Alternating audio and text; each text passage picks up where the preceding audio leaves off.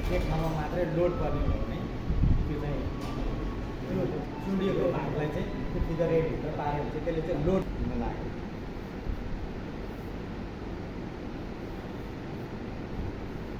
जस्तो चाहिँ यहाँ चाहिँ कुनै डोरीहरू कुनै भागमा छोडिन लाग्छ भने त्यो चाहिँ लोडहरू चाहिँ यसमा चाहिँ डिस्ट्रिब्युट हुन्छ क्या दुईपट्टिबाट। अनि यसले चाहिँ के गर्छ त सक्दो लोड दिन्छ।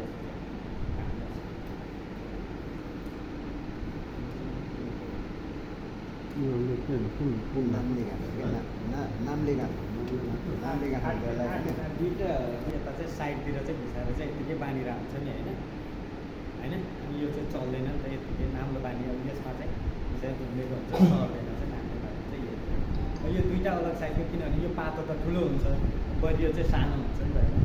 त्यसले गर्दा चाहिँ बाँधिन्छ। तलबाट छिराउने घुमाएर जहाँबाट यो डोरी आएको छ त्यहीँबाट छिराउने।